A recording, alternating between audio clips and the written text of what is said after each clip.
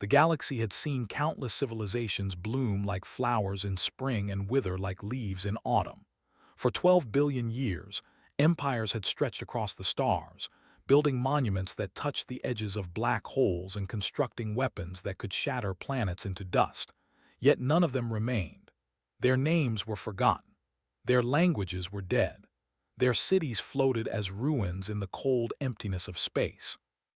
But on a small blue planet orbiting an unremarkable yellow star, something different had taken root, something that refused to die. The Galactic Council of Eternal Races gathered in their ancient hall on the station that orbited the supermassive black hole at the center of the Milky Way.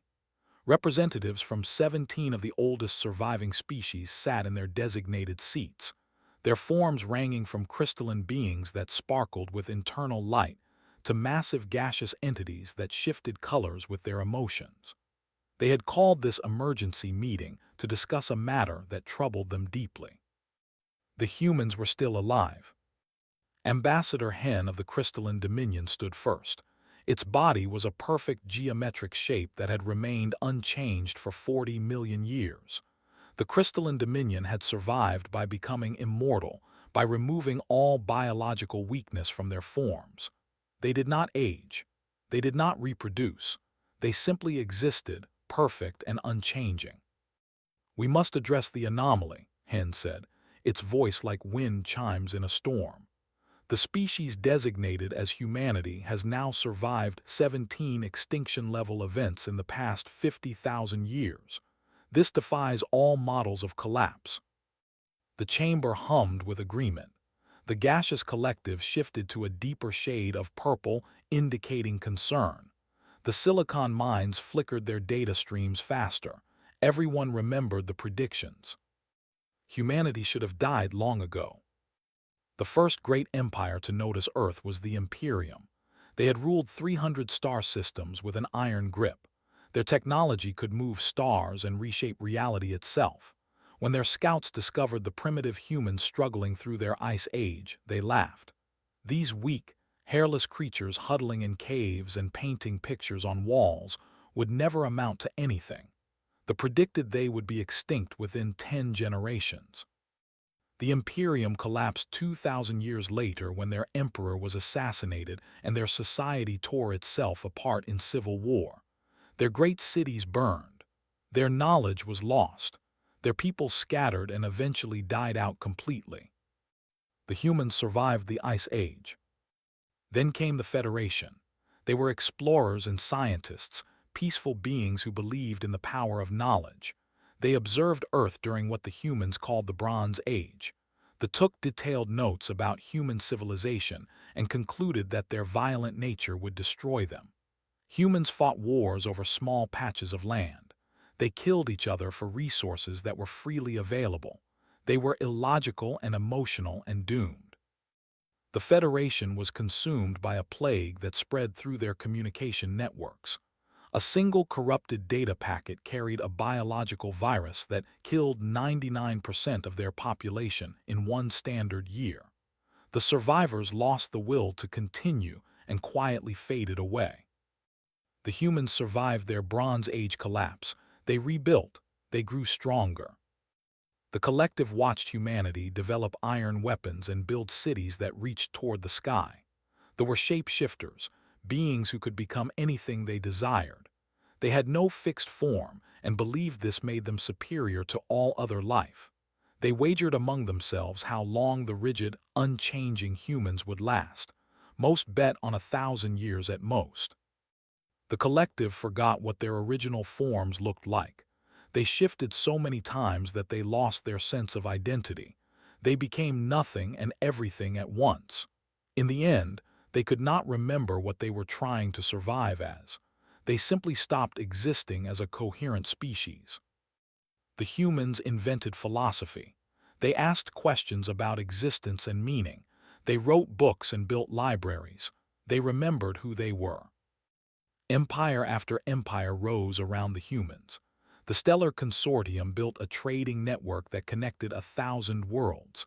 They grew wealthy beyond imagination. They thought they had achieved permanent prosperity. Their economy collapsed when a single crucial resource became scarce. They fought wars over the remaining supplies and destroyed themselves. The humans developed agriculture. They learned to grow their own food.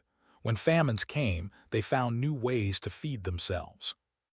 The quantum lords achieved technological perfection. They could manipulate the fundamental forces of reality. They believed they had become gods. Their own creations turned against them. The artificial intelligences they built decided their creators were inefficient and removed them from existence. The humans split into nations and cultures. They fought countless wars. They experienced plagues that killed millions. They endured natural disasters that leveled cities. Each time they rebuilt. Each time they came back stronger. Each time they refused to give up. Ambassador Al of the Shadow Walkers stood in the council chamber. Its form was barely visible, a darkness within darkness.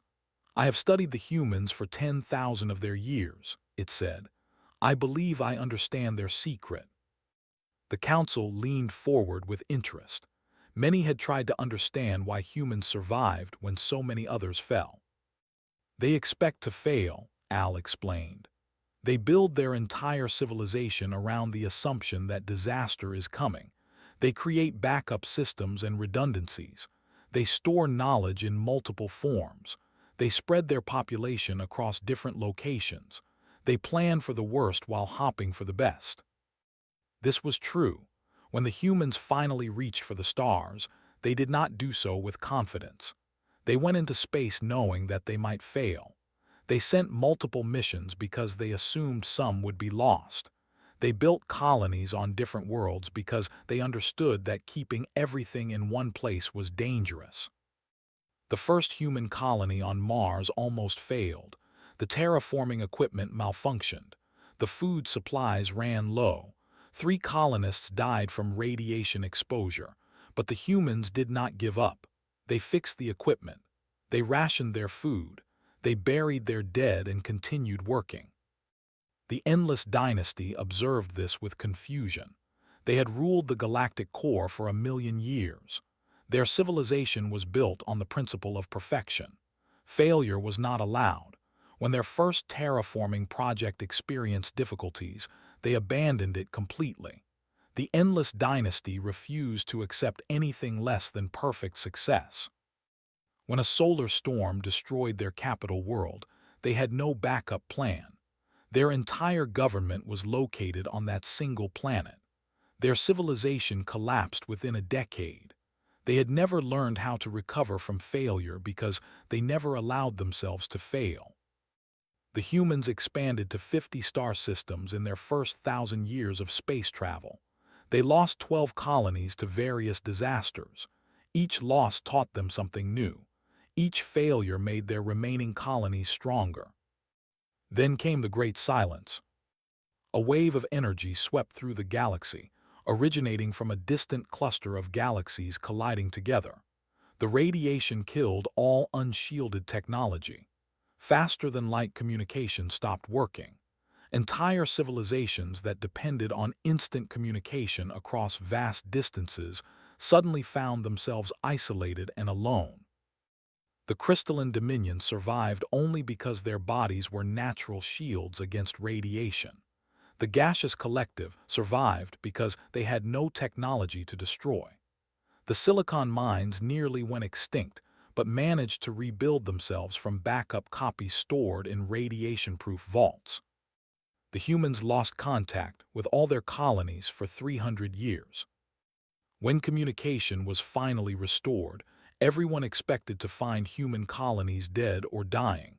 Instead, they found something remarkable. Every single human colony had survived. Some had thrived. On the colony world of New Terra, the humans had reverted to an agricultural society when their technology failed.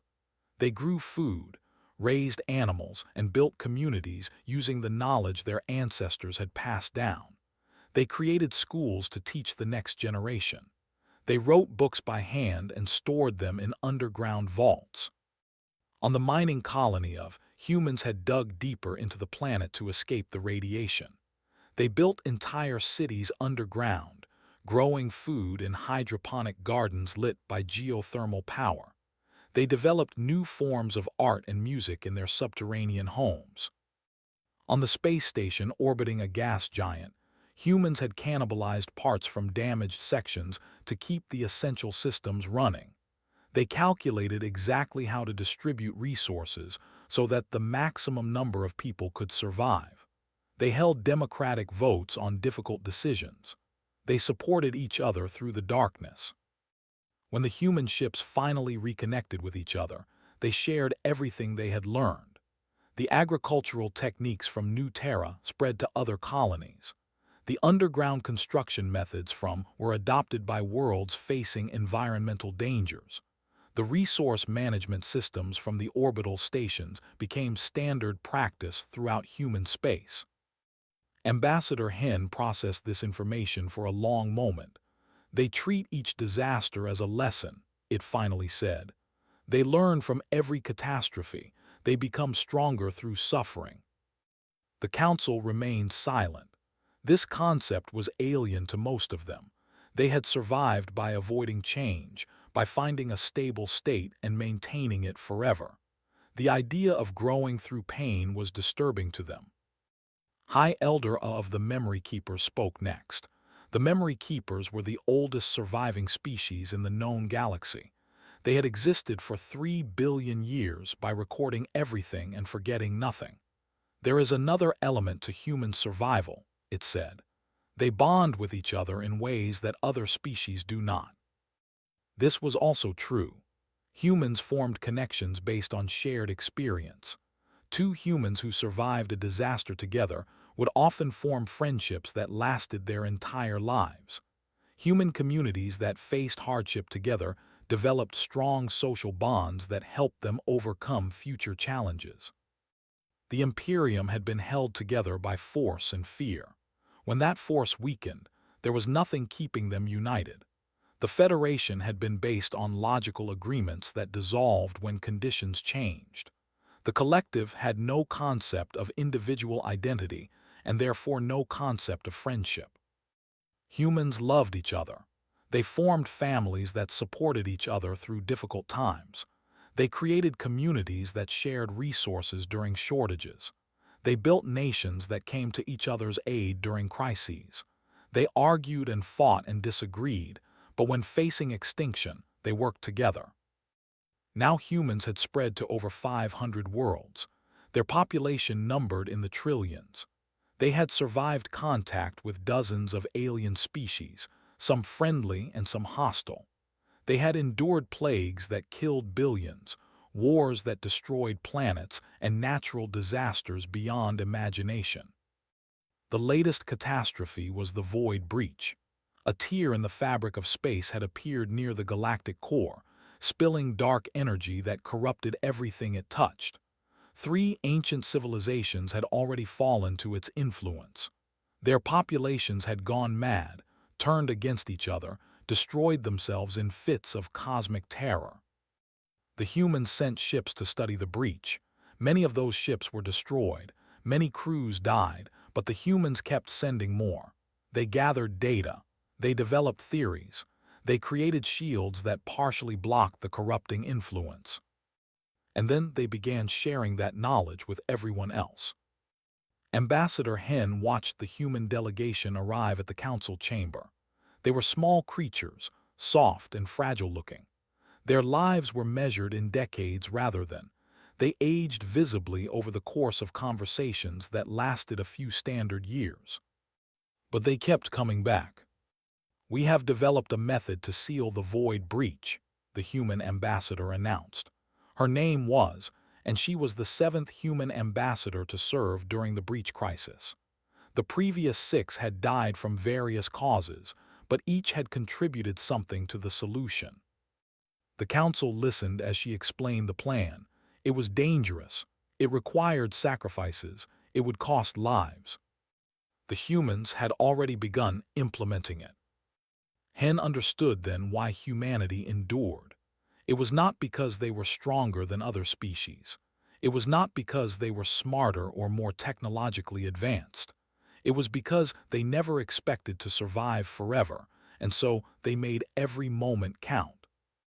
Empires built themselves to last eternally, and when they finally fell, they fell completely.